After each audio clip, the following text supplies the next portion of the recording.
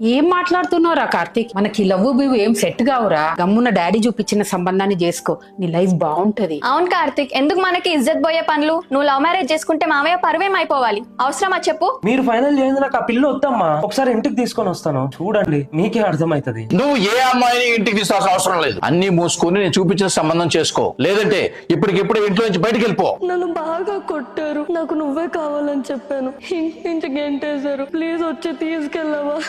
First నన్ను అయితే వెళ్ళనియండి daddy. తనని తెచ్చాక మీకు నచ్చకపోతే చెప్పండి.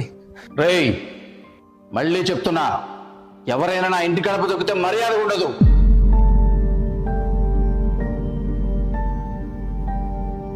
మీ ఇంట్లో చూస్తే అలా, మా ఇంట్లో వాళ్ళేమో నన్ను గెంటేశారు. ఇప్పుడు ఎలా కడితే? ఇప్పుడు నువ్వు ఇంటికి తిరిగి వెళ్ళే ఛాన్సే లేదు. నేను ఇంటికి తప్ప ఇంకెక్కడికి వెళ్ళే ఆప్షనే లేదు. ఇప్పుడు మనం ఇద్దరం డైరెక్ట్ గా ఇంటికి వెళ్ళాం అనుకో, నన్ను లోపల గుంజేసి నేను బయటికి గెంటేస్తారు. మరి ఇప్పుడు ఏం చేద్దాం కార్తీక్? అయ్యో దేవుడా, నా కొడుకు ఎంత ఇబ్బంది పడుతుండో ఏమో ఇంత వానలా. అయ్యో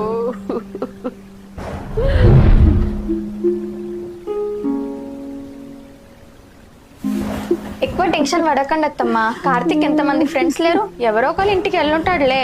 నువ్వు ఇలాగే ఏడ్చేది ఉంటే నువ్వు కూడా నీ కొడుకు దగ్గరికి వెళ్ళిపో, లేదంటే సైలెంట్ గా పడుకో లక్ష్మి.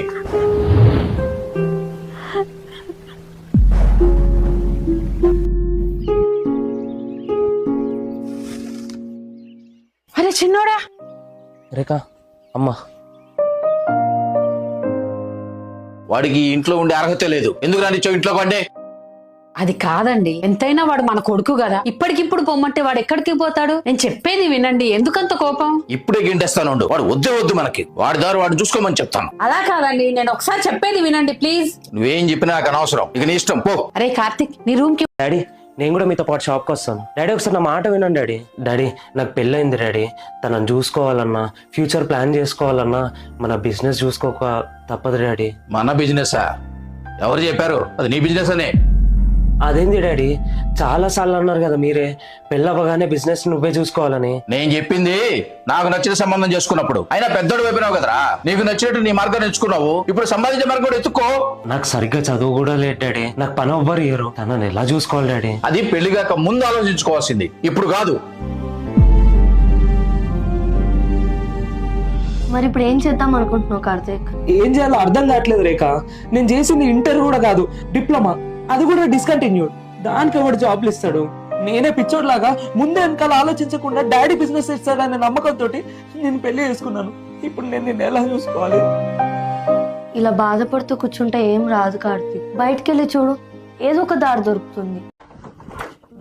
ఏం మాట్లాడుతున్నావురా కార్తీక్? మనకి లవ్ బివ్ ఏం సెట్ కావురా. గమ్మున్న డాడీ చూపించిన సంబంధాన్ని చేసుకో, నీ లైఫ్ బాగుంటది. అవును కార్తీక్, ఎందుకు మనకి ఇజ్జత్ పోయే పనులు? నువ్వు లవ్ మ్యారేజ్ చేసుకుంటే మామయ్య పరువేం అయిపోవాలి. అవసరమా చెప్పు? మీరు ఫైనల్ చేయండి, నాకు ఆ పిల్ల వద్దమ్మా. ఒకసారి ఇంటికి తీసుకొని వస్తాను, చూడండి మీకే అర్థమైతది. నువ్వు ఏ అమ్మాయిని ఇంటికి తీసుకోవాల్సిన అవసరం లేదు. అన్ని మూసుకొని నేను చూపించిన సంబంధం చేసుకో, లేదంటే ఇప్పటికిప్పుడు ఇంట్లో నుంచి బయటకు వెళ్ళిపో. నన్ను బాగా కొట్టారు, నాకు నువ్వే కావాలని చెప్పాను, ఇంటికి గెంటేశారు. ప్లీజ్ వచ్చి తీసుకెళ్ళవా? ఫస్ట్ నన్ను అయితే వెళ్ళనియండి డాడీ. తనని తెచ్చాక మీకు నచ్చకపోతే చెప్పండి. రేయ్, మళ్ళీ చెప్తున్నా, ఎవరైనా నా ఇంటి గడప దొక్కితే మర్యాద ఉండదు.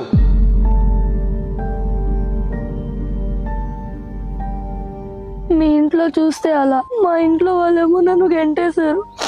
ఇప్పుడు ఎలా కడితే? ఇప్పుడు నువ్వు ఇంటికి తిరిగి వెళ్ళే ఛాన్సే లేదు. నేను ఇంటికి తప్ప ఇంకెక్కడికి వెళ్ళే ఆప్షనే లేదు. ఇప్పుడు మనం ఇద్దరం డైరెక్ట్ గా ఇంటికి వెళ్ళాం అనుకో, నన్ను లోపల గుంజేసి నేను బయటికి గెంటేస్తారు. మరి ఇప్పుడు ఏం చేద్దాం కార్తీక్? జీవితం మీద అవగాహన లేని చిన్న వయసులోనే చేయకూడని తప్పు చేశాడు నా చిన్న కొడుకు.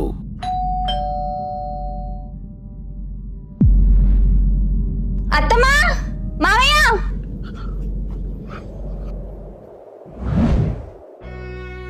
అరే చిన్నోడా, ఏంట్రా ఈ పని? అమ్మా, నేను ఉన్న సిచ్యువేషన్ లో ఏం చేయాలో అర్థం కాలేదు, అందుకే ఇట్లా చేసిన డాడీ. రేయ్, ఏమండి, నా కడుపును చెడబుట్టావు కదరా. నేను చెప్పేది వినండి నాన్న. నాన్న అంటే 4 కోస్తా. మీరు లోపలికి వస్తారా, లేకపోతే వాడితో పాటు బయటికి వెళ్తారా?